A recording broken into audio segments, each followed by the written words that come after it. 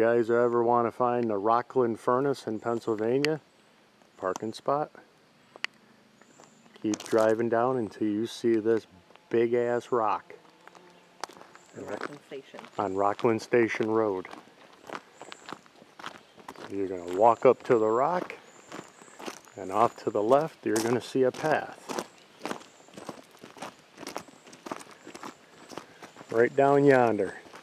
Just take that path down and go off to the right.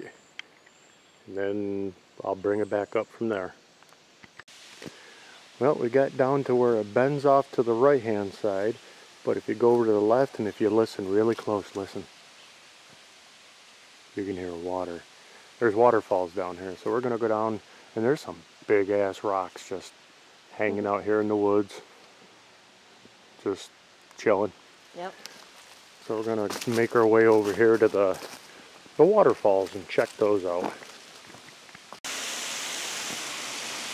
Well, we're here at the waterfalls. Nice, quiet.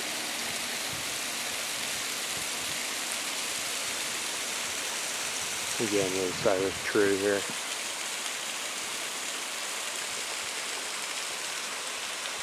Yeah, that's nice. Now we got to get back up there and go over that way. On to the next part. I'm going to find the furnace. Alright. So we went down the path here probably about, I don't know, 250, maybe 300 feet. And there it is. Oh, now getting down there may be kind of challenging. Let's see here.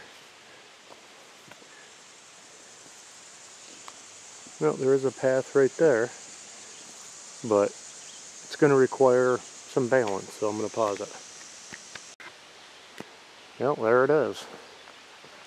It's the Rockland furnace that is in the middle of the woods. Huh. This must be part of it. Yeah, it would have to be. I think possibly, I'm not a furnaceologist, but it probably had water go up into it or something to that effect, or water came out. Yep.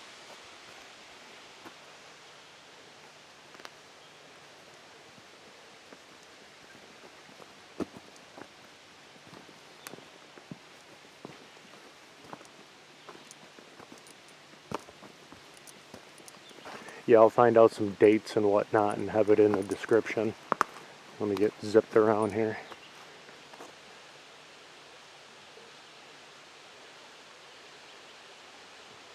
That's pretty tall.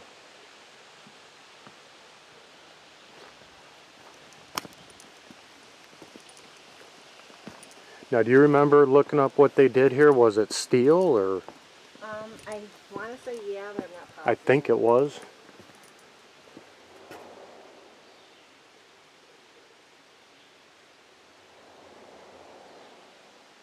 Pretty cool looking, I'll tell you that. Yeah, it is. Especially for its location. It's like in the middle of the woods. But back in the day, this might not have been in the middle of the woods. It might have been, you know, a thriving community around here. Yeah, that backside's starting to fall in. It's got quite the split going up through there. I'm not going to be able to fly the drone around too awfully much. I can probably get some aerial pictures.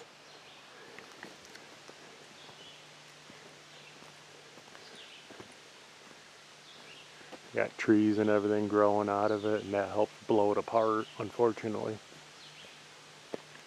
Alright, well, I'm going to send the drone up and get some pictures.